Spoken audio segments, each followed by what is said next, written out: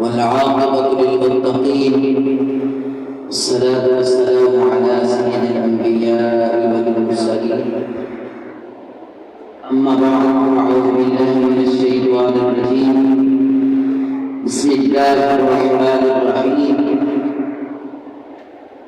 قل إن كنتم تحبون الله فاتبعوني يحببكم الله ويغفر لكم ذنوبكم والله غفور رحيم.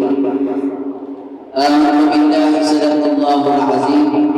إن الله وملائكته يصلون على النبي يا أيها الذين آمنوا صلوا عليه وسلموا تسليما. تمام احباب آقا علیہ السلام کی بارگاہ میں درود و سلام پیش کریں. الصلاۃ والسلام علیک یا سیدی یا رسول اللہ وعلی آلک و اصحابک یا سیدی یا نبی اللہ. الصلاۃ والسلام علیک یا سیدی یا نبی اللہ وعلی آلک و اصحابک یا سیدی یا نور اللہ. وہ کسی نے کیا کہا، انہیں خبر ہے کہیں سے پڑھو درود ان پر.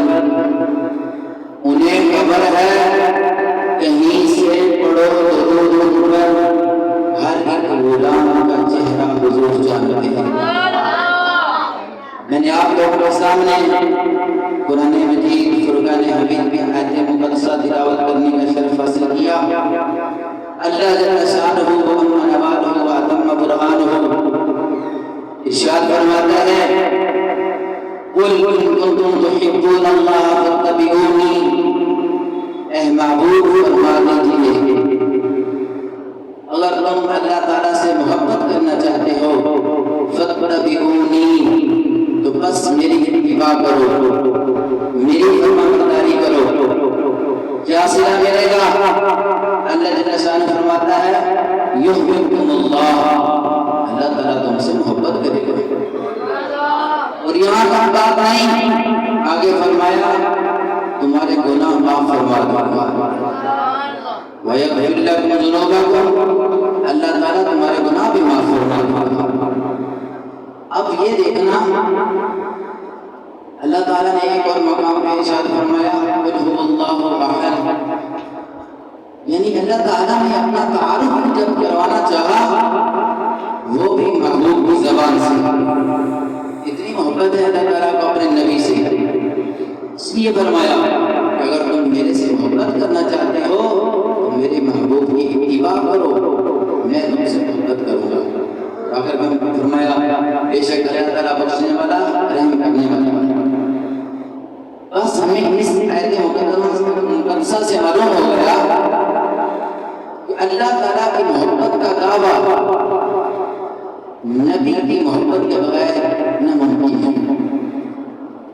اگر ہم یہ دعویٰ کرنا چاہتے ہیں کہ ہم اللہ تعالیٰ سے محبت کرتے ہیں اور نبی پاک سے بغض رکھتے ہیں، وہ محبت ہماری قابل قبول نہیں.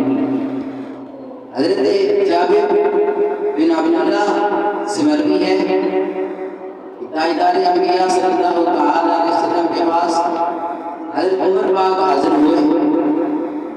فرمایا ہمیں یہودی بعض نصیحت کرتے ہیں کہ ہم وہ بعض نصیحت سن لیا کریں، کچھ لکھ لیا کریں.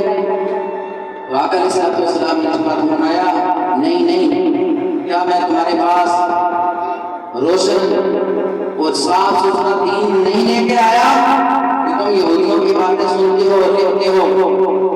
منع ہے، آپ نے ان کی باتیں نہیں سنی. اگر حضرت سیدنا موسیٰ علیہ السلام ابھی تک زندہ ہوتے تو وہ بھی میری پیروی اور اتباع کرتے. کتابوں میں پڑھا لکھا سنا 13 نبیوں نے آقا علیہ السلام کا امتی بننے کا دعویٰ کیا. یہ شان ہے ہمارے نبی کی.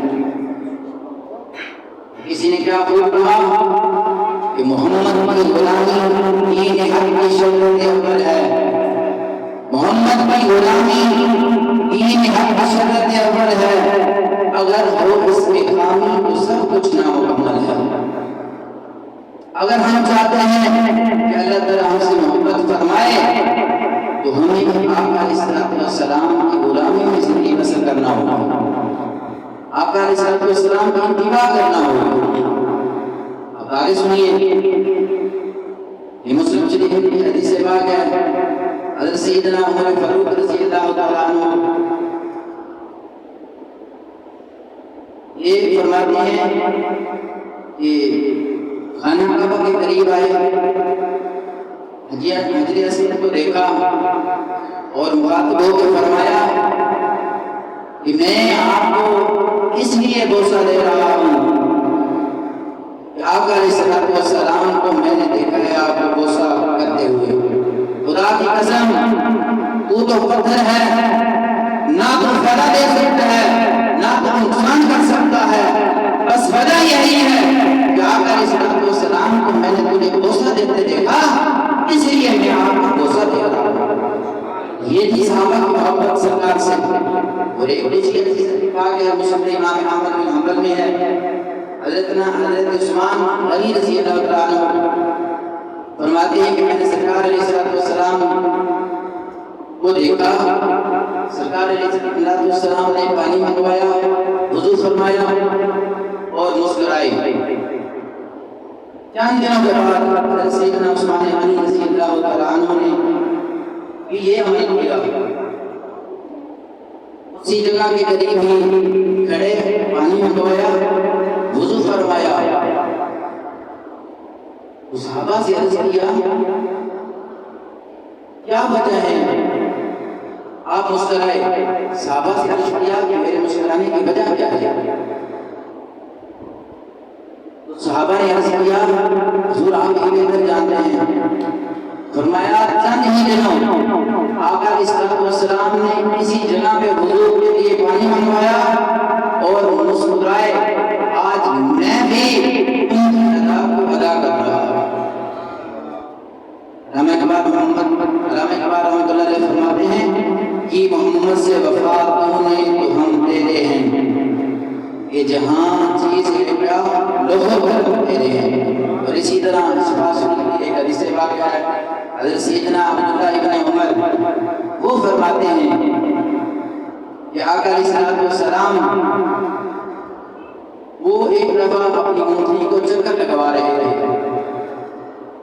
لوگوں نے چکر لگانے کی سبب پوچھی، حکمت پوچھی، یہ کیا وجہ ہے؟ انہوں نے فرمایا اس کی حکمت تو میں نہیں جانتا، لیکن ایک دفعہ میں نے سرکار علیہ السلام کو ایسے کرتے دیکھا ہے تو میں بھی آج ان کی ادا کو ادا کر رہا ہوں۔ یہ تھا صحابہ کا عشق، سرکار کو دیکھتے اور وہی اپنا دیا۔